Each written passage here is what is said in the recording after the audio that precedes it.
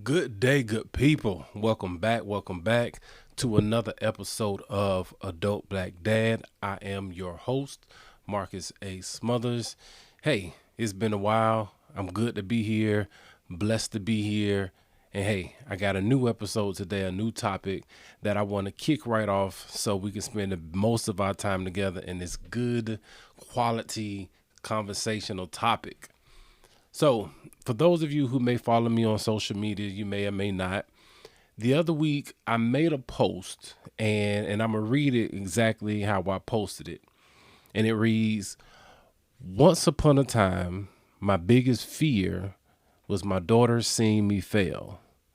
Now, it's them seeing me not get up when life knocks me down. They gotta know the process and even see the struggle." I know when I typed that, it was really hard for me to put that out there because I knew it was going to strike a lot of questions like, what are we talking about? What is his angle with this? And it's just a very intimate conversation that I'm going to have with you all today. You know, we don't get a manual with this thing called parenthood. We don't. We learn from our lived experiences. We learn from our parents who we've had. For those of us who had parents, we learn from TV. We learn from other influences around us. And those are the things that kind of guide us into this thing called parenthood. And even into this thing called manhood as well. Some guys were probably coached from a youngin all the way up to where they are now on what the standard of what manhood looks like and what it's supposed to be. But for some, they just picked it up and just live how they go. I kind of did a mixture of both. And it's not to say that my dad didn't teach me anything or that I didn't have men teaching me things, but I can't say that I had a coach throughout the whole thing. A lot of it, I kind of had to figure this parenting, manhood thing out as I went. And so from some of those things, I just kept going. And so there are just certain things or certain promises that I made to myself that as a father and as a man, that I was not going to allow my girls to see me in certain lights.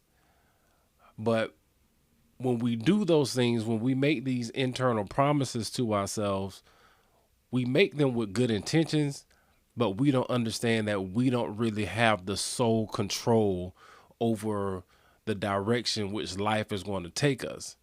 And sometimes life will put you in situations where you thought you had it figured out, but life swoops in and says, nah, let me show you what's really going on. Or it hits you with something that you didn't see coming, and now you got to adjust. And sometimes you got to break those inner vows that you thought you made to yourself. And those things that you said that you would never do, you might find yourself doing them. And for me, I just felt like my job as a dad was to always be that strong guy who just, I don't want to say always got it right, but majority of the times I felt like it was my job to get it right. I felt like if anybody knew what to do, it's supposed to be me for my girls. If anybody knew what strength was going to be, my girls should know that they can always depend on me to be there for anything that they needed. And I made certain promises to myself that I would never do, or I would never be in certain situations where that it may make my girls look at me differently. So, set all of that set up to say. So, example one, back in 2020, when I had my neck surgery, it put me down. And I don't say like it put me down in a sense where it's like, I couldn't do anything for myself. I could not do anything. So my neck surgery put me in a place where I was completely, how I felt, useless. I felt like I was useless as a man, as a father because I could not do anything to support my household. I was just there. So I felt like I was just taking up space. So all those things that I felt like I valued myself as a man and as a father, I could no longer do those things. So I no longer felt valued internally. Regardless of how other people may have felt and other people may have been saying, you hurt right now. We understand you take a break. But there was an internal battle going on with myself. Like, well, why are you here? If you can't do nothing but become a constant burden on your family right now, why are you here? And when you sit in those thoughts for long enough, you can get suicidal thoughts. You can have those internal battles because those values that you had about yourself, they're starting to be cut. Those mountains that you've built, those pillars that you might have set your life's foundation around, when those things become to get cut, you start to reevaluate your life and your life's existence. So it's like, why am I here? They seem to still be doing okay without me doing this. So why am I here? Am I really needed? But then I had to really go back and say, that's pride. And then I really had to go back and think about it. It really does say a lot if your household or your family can still function without you always having your hand inside of everything. That means you've kind of set some things up for it to go the way it should be going. And so for me, I did not want my girls to see me in that light of weakness, because that's definitely what it was. It was an era or a moment of weakness for me, but they had to come in and see, and it gave them a sense of how to care for something outside of themselves, because they had to care for their father, because I was the one who needed that help. So to see them come around and take care of the house, take the trash out, do things that, that I just knew that they could do, but to see them be able to do those things without me having to do it, and with my internal struggle, it meant a lot for me. Shifting. That was the easy example. The second example is, I made a promise to myself. I made a promise to myself that there are just certain things that I told myself that I would never find myself associated with or being a part of, because, open and honest, I felt like I could always hold these things over someone else. I felt like if I never did this, or this, I'll always have a one up on somebody. Let me tell you, that arrogance thing, it creeps in, and it sits as you get older. Like, I don't think we really understand certain biases or certain little drops of arrogance that we can have, or these internal promises that we make to ourselves, not because they are like good goals, but they could be good goals. But for me, this was so I could always feel like I'm one up in somebody. And so last year, one of those things were challenged. And I found myself in a situation where one of those things that I said that I would never find myself in, I found myself in. Oh, what is it? That's my bad. It's the cliffhanger on the what is it is. It's a struggle for me, like actually saying this out loud. So I found myself being arrested, and it was hard. It was a hard thing because it was an embarrassing thing that I never would have associated myself with that happening to me. And some may say, well, that's arrogant, or that's, you just felt like you was better than the people. And I may say, no, it was just something that I never thought I would be in. Yeah, because you felt like I said before, I felt like if I could always say that I've never been arrested or been to jail, I could hold that over somebody else's head who has, and I'll always have that one up. But it's amazing how life can put you in situations and challenge you in things that you didn't even know you needed to be challenged in. Now, was me being arrested or was me going to jail a horrifying story, or was there, I don't have a story of, I've been locked up for all these years of different things like that. But that one experience of having a police officer come to my house, knock on my door, pull me out my house in the middle of the night, put me in handcuffs, back and forth trying to figure out what's going on, with my girls is trying to figure out what's going on also. My wife trying to figure out what's going on, because none of us have any idea of why I'm in the middle of being arrested on a Wednesday night after I just got back from a run, after I just finished eating dinner. You know how embarrassing this moment is right now for me? And I can't even explain, I can't even justify, I can't even give a just cause on why. But now my girls have this image. They have this vision of their dad being taken away in the middle of the night, being put in the back of a police car and being driven downtown. What is now going through their mind as they have to get up the next morning and go to school, or get up the next morning and go to work? My girls have never went to bed without me telling them good night. Like, even if it was like a phone call or a message or something, my girls have never went to bed without me being able to tell them good night.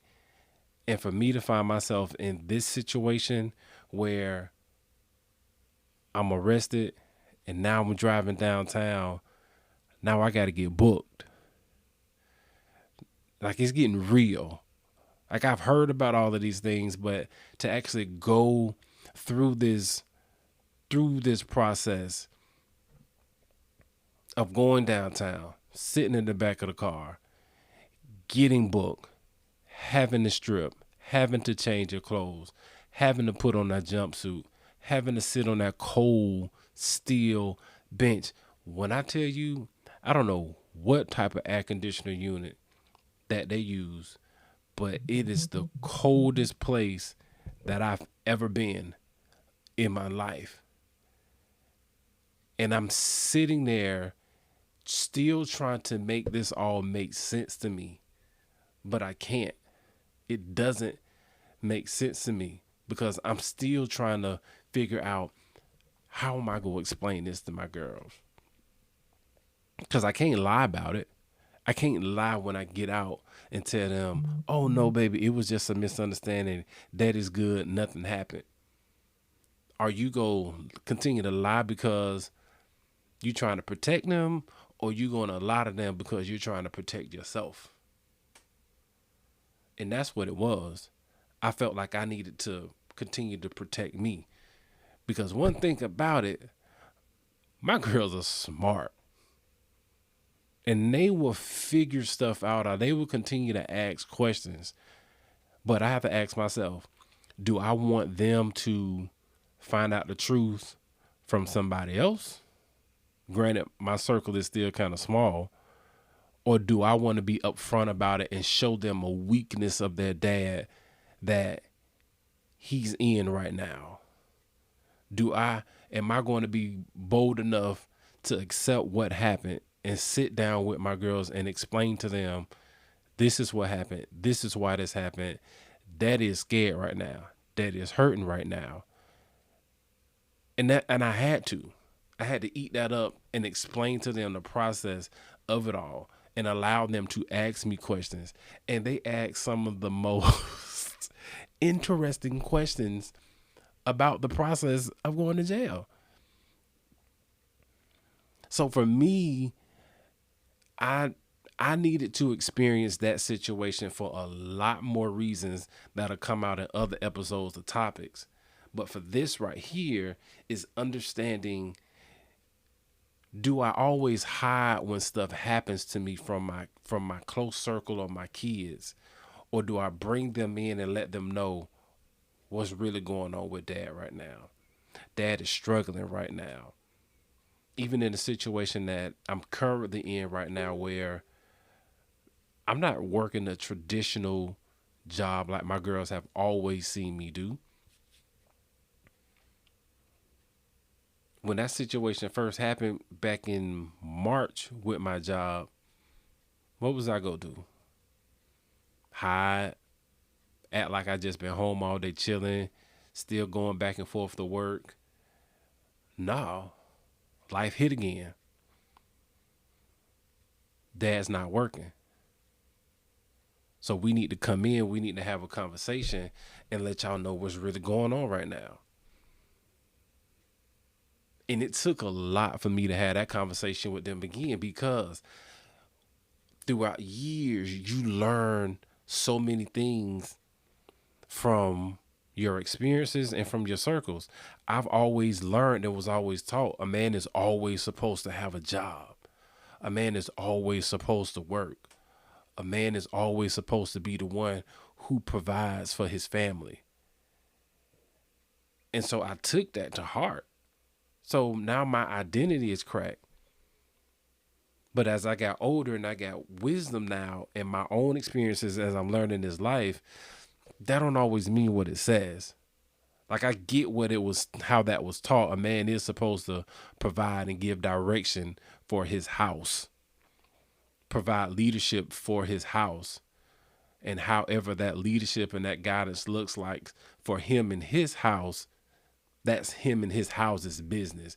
And it does not have to be approved by those who are outside of his house. And so I'm gonna do another part on that about what's this 50-50 relationship, what's this 50-50 marriage, what's this 100. It's a whole lot of stuff right now about people are trying to identify other people's relationships. But back on here, I had to have another conversation with my girls and say, hey, dad's not working right now. And if you know my girls, they got questions. Well, why not? Well, what you gonna be doing all day? So you coming to the school? So what I mean with it, and I'm just like, the questions y'all do have are not the questions that I expected. And the concerns that I thought that they may have were not the concerns that I thought that they would have. They didn't feel overwhelmed. They didn't feel worried. And I told them, I said, God has this thing orchestrated. He has this thing set up the way he wants it to be set up. He challenged me with my job and with my career. And here we are. And my oldest daughter said the thing that kind of sealed it up. She was like, Dad, if you telling us this is what God said and this is what God has allowed to happen, then we good. Wow. I, you spend so much time putting things in your kids that you don't expect it to come out when it comes out.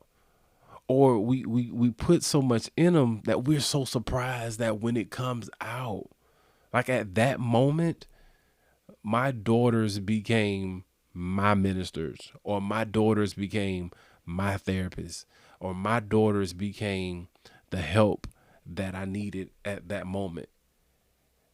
And it was because of the years of investing in faith that I put in them, and not making them feel like the world that we live in revolves around me, because it doesn't. Like in those two situations, it showed you that at any given moment, your physical situation can change at any moment, and you don't know, your limbs can be useless. Because me going in and electing to have that surgery, it was a shot in the air. maybe not good to walk again. And if that happens, now what? The situation with me going to jail, that could have turned into me being gone for a minute. Now, what is your family going to do? Because you're gone. So instead of trying to build up a world where our family and our kids revolve around us, make sure they understand the struggles that we go through. And I know that takes a gut punch to a lot of how we've been taught as men and as humans. You don't want your people to see you vulnerable.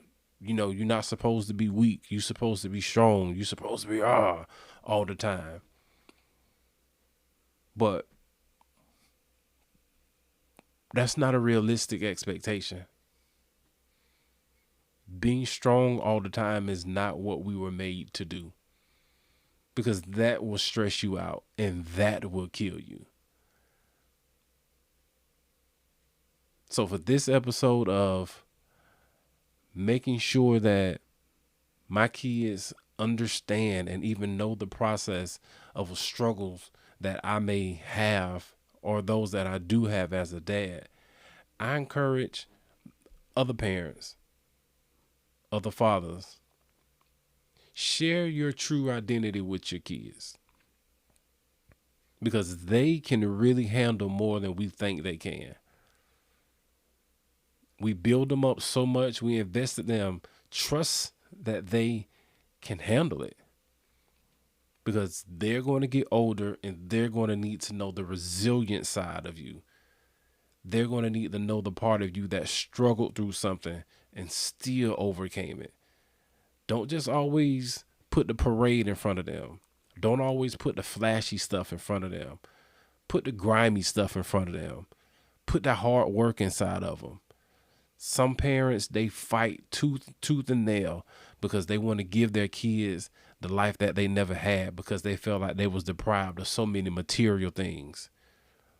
But don't strive so hard for the material things that you don't put those character things in you.